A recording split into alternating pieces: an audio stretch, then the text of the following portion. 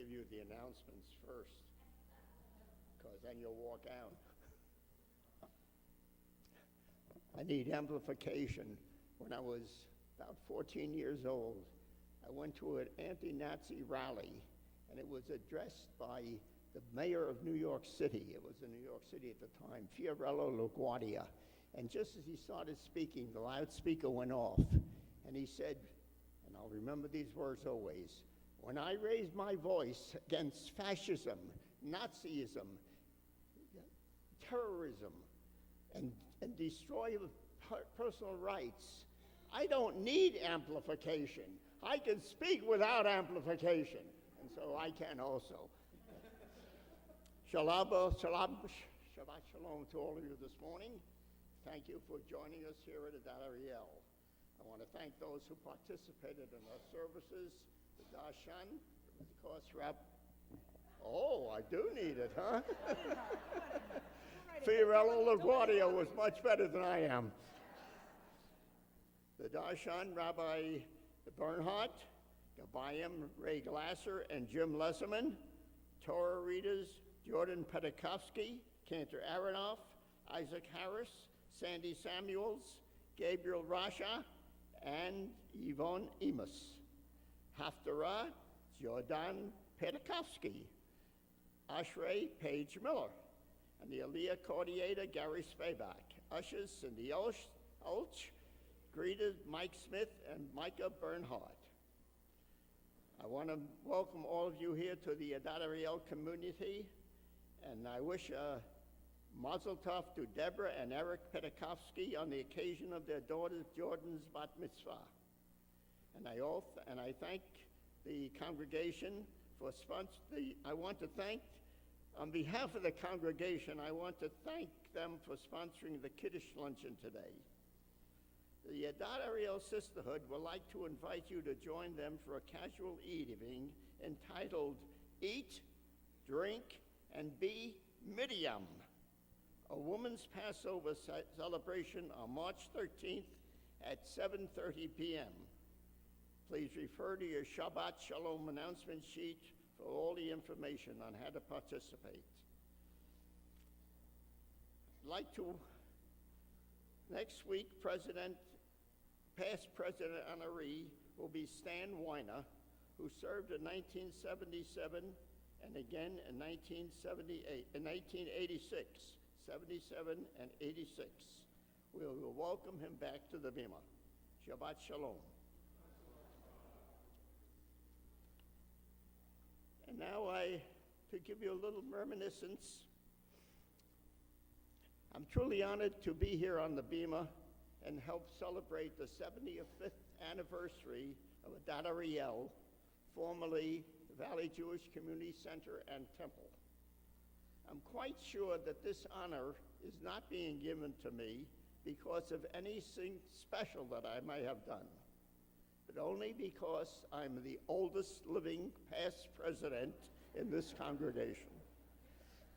In 1966, when I was first elected president, there had been only 17 previous presidents of our congregation since its beginning 28 years prior in 1938.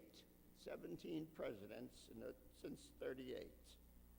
Now these 17 are all of blessed memory. Zichronam livracha. And that's why I'm here. An early survivor, the 18th president, the high president, if you please. Alive and speaking loudly, I hope, as I told you about Fiorello. In 1966 was a momentous year at our congregation. That was when we built this beautiful sanctuary, 47 years ago. We had an urgent need for a building at that time. Our services were held in the David Vermillion Chapel, as you know, quite small. Generally, there were at least 2 b'nai mitzvah each Shabbat. When the seats and even the choir loft were filled, and it was real early, before the Torah service started, the bar mitzvah families and friends were locked out. There were no more seats in the DFC. The fire department would not allow any standing room. So what about the high holy days? Even with the auditorium services, and the auditorium was much smaller then than it is now, we still needed more facilities. So what would you do? We'd rent a movie theater nearby and turn it into a sanctuary. The El Portal Theater on Lancashire Boulevard was a favorite. On Yom Kippur, the popcorn machine in the lobby would be covered with a sheet so nobody could cheat. The need for a large facility was obvious. So what should we do? Should we build? What should we build? How much seating do we need for our growing congregation, which now had about 1,000 families? And their relatives and their friends would be coming to services. And how much fundraising could we do to finance a big building? And then some members suggested that we have dual services on the high holidays. Dual services, a morning service and an afternoon service, an evening service and a night service.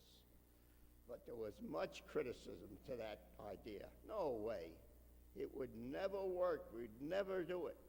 And just like the song, they all laughed at Christopher Columbus when he said the earth was round. So they all laughed at us. But, though people said that it couldn't be done, but we with a chuckle replied that maybe it couldn't, but we would be one who wouldn't say so, so we tried. And where did we try? We tried it out in the El Portal Theater. It worked. We had dual services in the El Portal Theater. It was okay. Even the rabbi in the cantor agreed, and they had to do double services.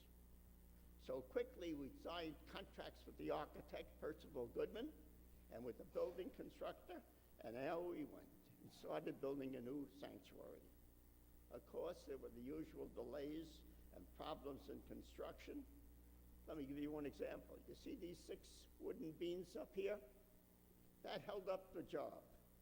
It delayed the job until a freight car large enough to carry these long beams could be sent up here to carry the beams. Normal-sized cars were insufficient. So we got the beams. And incidentally, all of these beams have signatures on it. When they had them on the grounds out there, we were all signing our names on them. But High Holy Day fine was fast approaching, and we were hopeful and determined to have our first services here in the new sanctuary. No matter what, we would do it. And no, there was no carpeting on the floor, just a bare concrete floor with a lot of debris from construction. But we had a solution. Beautiful B. Reynolds took a broom and started sweeping up the concrete floor. We had no chairs, we had no benches, no seats. What do? Ed Roseman, of blessed memory, he came to the rescue. He persuaded the Hollywood Bowl to let us borrow the green folding chairs that they had in their box seats. Their season was over. Well, he offered to pay them for the use of the chairs, but and I don't know how he intended to pay for that money for those chairs, but they told him they were not allowed to rent them out, but they could lend it to us. So, no charge. So we arranged it, we got a truck, we loaded up the chairs on the truck, brought them here, set them up on a bare concrete floor, and went to work. We later made a gracious contribution to the Hollywood Bowl, probably $200 or $300, I don't know. And away we went, our first High Holy Day services on a new sanctuary. But that was in 1966, and since I served only one term at that time because of some health problems, I served again as president in 1976 and in 1977. But even then, I didn't quit. They just couldn't get rid of me. And so for the next 25 or 30 years, I was a paid volunteer. The pay was $1 silver, not a year, but $1 silver. And it was even encased in a classic case so that I wouldn't spend it. It was given to me by our then fabulous executive director, Irma Lee Ettinger, who also gave me the title controller. All checks had to have my signature on it. And attached to most every check was a small scrap of paper, not a postal note. That was a waste of paper. I could find little scraps around, and I put on each check that was overdrawn or in jeopardy of exceeding the budget. I was tough. Sam Goldfarb at that time commented, if you're not the most disliked person around, you're not doing your job. And I tried my best to do my job. Finally, on a Friday night service, I was thanked and complimented and was to be presented with a gift of appreciation for all they had been done and I was doing. The 5 books of Torah and in 5 beautiful new volumes. Unfortunately, the bookstore had only 1 volume in stock. And so that was presented to me with, and here, dear Julie, is the gift from the congregation. It was 1 volume, Exodus. I got the message, and I never received the other 4 books. Shabbat Shalom.